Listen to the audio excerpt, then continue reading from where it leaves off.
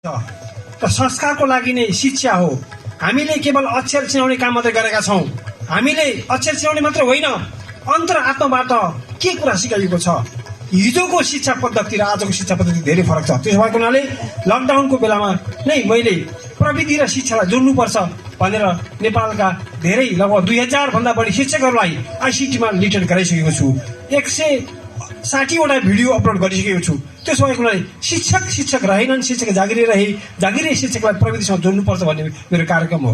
त्यो भएको हुनाले मैले मेरो 10 वर्षको युरोपको बसाइलाई छोडेर म यहाँ आएको 4 वर्ष अगाडि डाक्टर चिन्तामणि योगीले भन्नुभएको थियो, यही मञ्चबाट भन्नुभएको थियो, बाबुले पिँढीमा बसेर आँगनमा थोक्दाखेरिमा थोक सोरे छोरा खै भन्नुभएको थियो।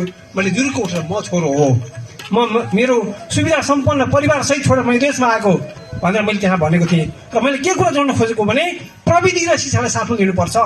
भजन गाइदैमा धर्म हुँदैन, धर्म भनेको कर्म हो। कर्मको माध्यमबाट विद्यार्थीहरूलाई सिकाउनु पर्छ। अहिलेको मेरो भनाइ यही रह्यो। आज गण्डकी प्रदेशको प्रदेश प्रमुखसँग मैले कुरा सुनाउन पाएँ। मैले 2079 साल भदौ 8 गते चोरमारामा भएको कार्यक्रममा मैले तत्कालीन गण्डकी प्रदेशका मुख्यमन्त्री किशनचन्द्र नेपालीलाई मैले यही कुरा भनेको थिएँ। त्यो भएको हुनाले प्रविधि शिक्षामा जोडिनुपर्छ। त्यो भएको हुनाले मैले यहाँ गुरुकुलमा आएर पनि भाइहरूलाई मैले आइसिटीमा लिटेड गराउने र इङ्ग्लिस ल्याङ्ग्वेजमा प्रखर गराउने मैले कार्यक्रम गरिरहेको छु।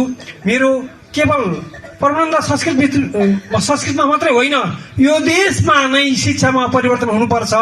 संस्कार र संस्कृतिलाई अगाडि बढाउनुपर्छ। तपाईँको घरमा टेबलमा एउटा खाना खाने प्लेट भए जस्तै तपाईँको घरमा लाइब्रेरी हुनुपर्छ।